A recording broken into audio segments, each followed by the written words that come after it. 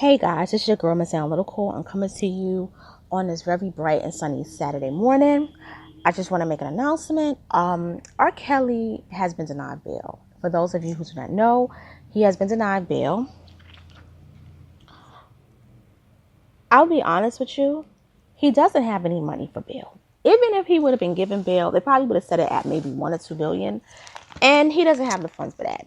So pretty much he's been ordered to be held without bail, according to the judge. So I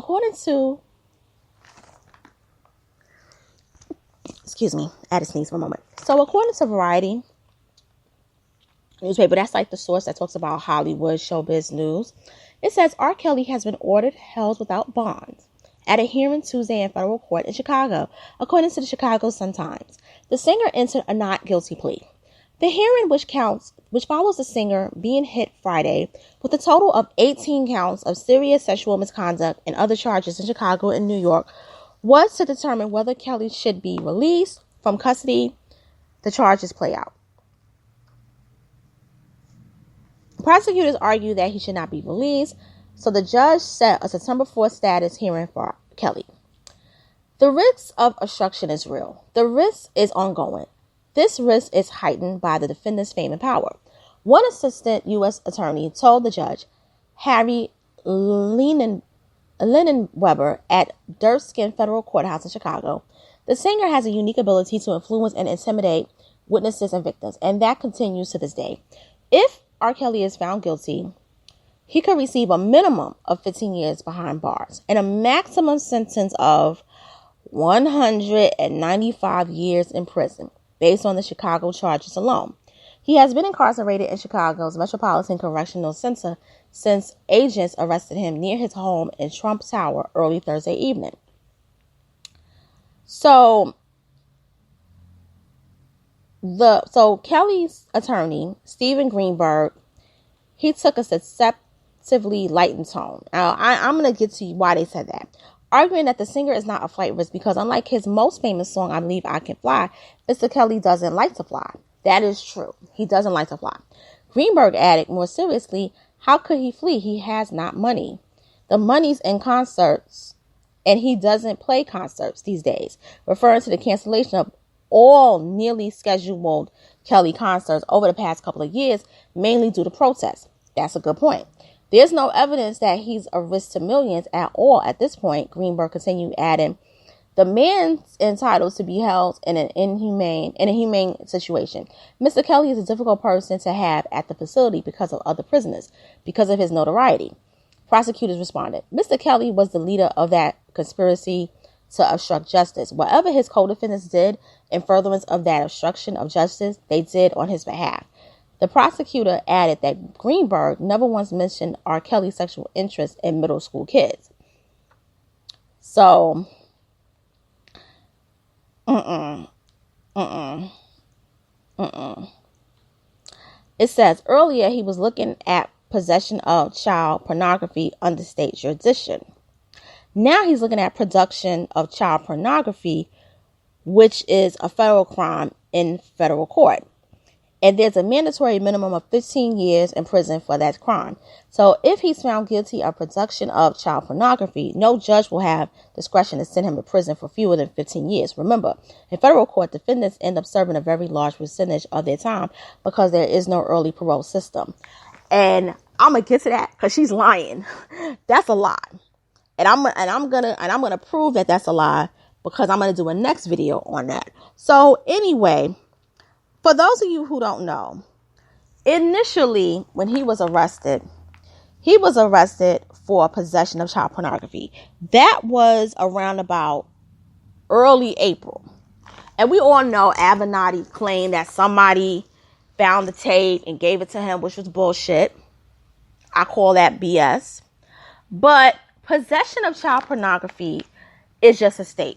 That's a state statute. So pretty much when a person is possession of child pornography, they could buy it or it could be given to them or it could just be found, placed there. It could just be found. It can be set up. But child pornography is a crime in itself. When you're found guilty of possession of child pornography, it can really be as low as 2 years or it could just be maybe probation if you're like a first-time offender. But every count is based on one count of having one form of child pornography, whether it's a tape or whether it's a photo. So that's when you hear about people going to jail for like 300 years for possession of child pornography, that's because they have like a lot of child porn. So one unit, which is like one video or one photo, equals a certain amount of time. Production of child pornography, that's totally different. And that is under federal statute.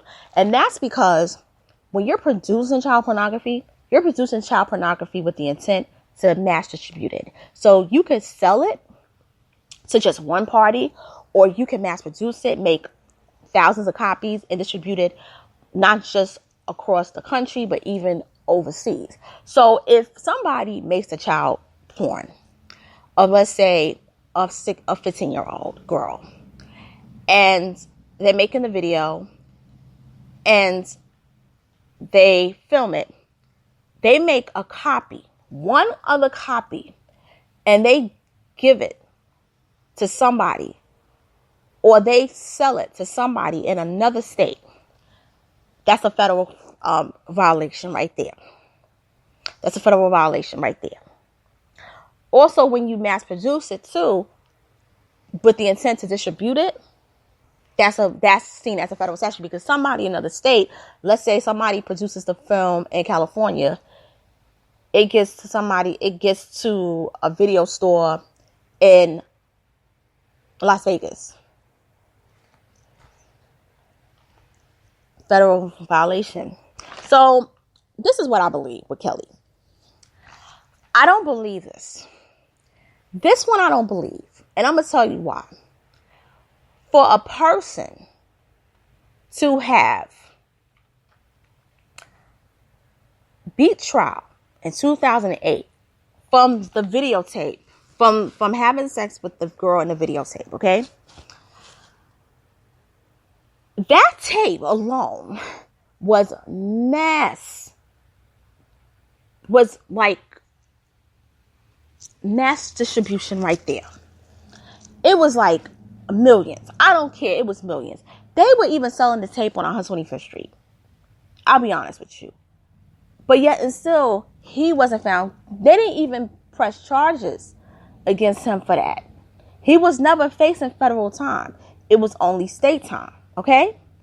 They could have got him on that back in 2002. When they arrested, they could have got him for that alone. But they didn't. So why all of a sudden they're trying to get him for some tapes that pops up in 2019? And there's allegedly 200 of them. What's really going on? Because something's not clean in the buttermilk. And how do we know if these tapes are really involving R. Kelly?